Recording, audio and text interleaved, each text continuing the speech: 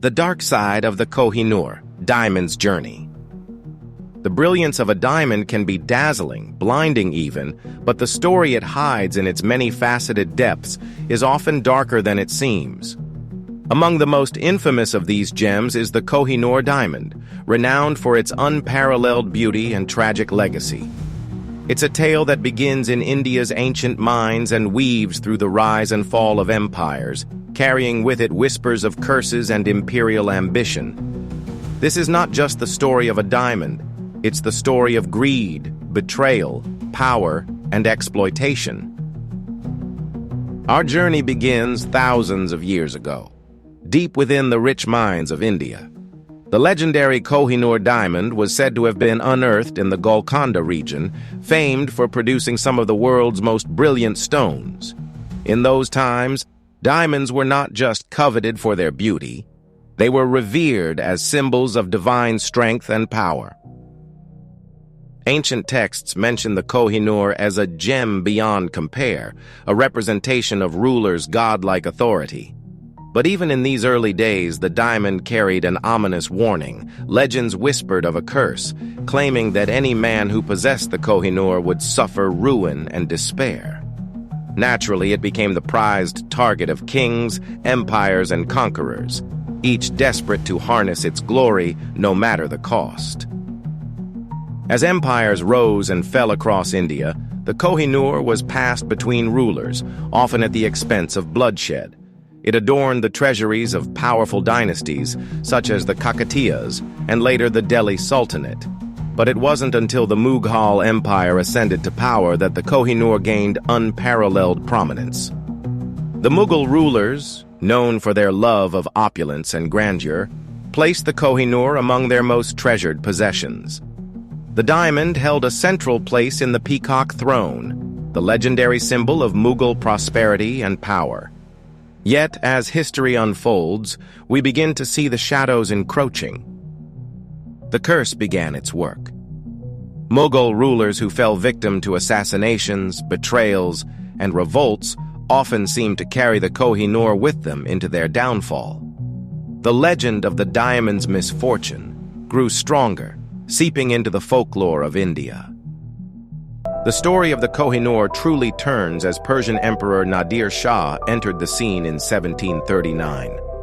In an invasion that brought India to its knees, Nadir Shah sacked Delhi and carried away its treasures, including the peacock throne and the diamond. It was during this conquest that the gem earned its name Kohinoor, meaning mountain of light. Nadir Shah's victory was triumphantly sealed with this fabulous diamond, but his ownership was far from peaceful. Only a few years later, he was assassinated, and chaos erupted over the Kohinoor's possession. It traveled through the hands of Afghan rulers, changing ownership through betrayals and intrigue, until it fell into the grasp of the Sikhs. Enter Maharaja Ranjit Singh, the powerful leader of the Sikh Empire.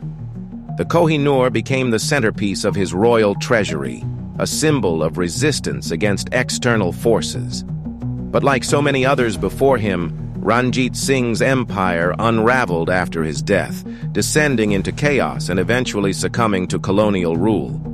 At every point, the Kohinoor seemed to bring ruin upon those who wore it as a crown.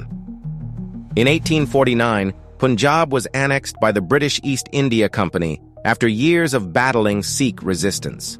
The Treaty of Lahore formally marked this transition of power.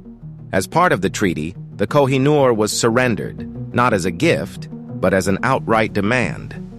The diamond was transported to Britain, another chapter in what many see as part of a larger story of colonial greed. Its transfer was not without controversy. People across India and beyond felt its acquisition was less an act of diplomacy and more blatant theft. Regardless, the British Empire wasted no time transforming the Kohinoor into a symbol of their colonial dominance, deeply embedding it in the propaganda of imperial grandeur. By the time the Kohinoor reached England, it had already become a hot topic of fascination among the public and royal circles. It was presented to Queen Victoria and incorporated into Britain's burgeoning imperial narrative. The diamond was used not just as a crown jewel, but as symbolic proof of Britain's victory over India. The Kohinoor was unveiled in the Great Exhibition of 1851, where visitors from all over the world came to marvel at its illustrious sheen. To ensure it dazzled even brighter, the British ordered the gem to be recut, sacrificing its size for increased brilliance. Yet while onlookers were captivated by this mountain of light, few contemplated the shadows of pain, coercion, and bloodshed that it carried.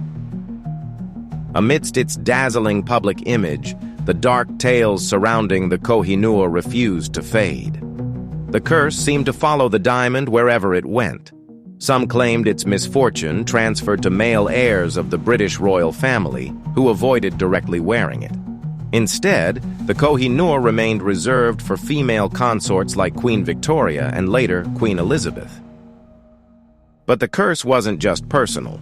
Britain's colonial rule in India began to unravel in the following decades as independence movements gained momentum. The Kohinoor stood as a bitter reminder of colonial exploitation, stirring resentment among the very people whose lands it had been plundered from. To this day, the Kohinoor remains one of the most hotly debated treasures of the colonial period. Nations including India, Pakistan, Afghanistan, and Iran all lay claim to its ownership, each citing long and complex histories. For India, the Kohinoor is a symbol of its cultural heritage, while for Pakistan and Afghanistan, its journey reinforces deep historical ties to the diamond. Yet Britain has refused to entertain demands for its return, asserting that it was acquired legally under the Treaty of Lahore. Such claims, however, stand on shaky historical ground, especially when viewed through the lens of imperial conquest. Modern debates about the diamond touch on broader humanitarian themes, about restoring artifacts and addressing the injustices of colonization. As the dust of history settles, the Kohinoor remains a sparkling contradiction, an object of unparalleled beauty that is tainted by a harrowing legacy. It is more than just a diamond, it is an emblem of humanity's relentless greed for power. It represents the cycles of conquest, betrayal, and resistance that shaped empires and toppled dynasties. For some, the Kohinoor is a symbol of triumph, a reminder of the world's fascination with the exotic treasures of distant lands. For others, it is an artifact of loss, an enduring wound inflicted by colonization and exploitation. Whatever one's perspective, the Kohinoor's history forces us to confront uncomfortable truths about global power dynamics and historical accountability. As we reflect on the Kohinoor diamond's remarkable journey, we must look beyond its shimmering surface.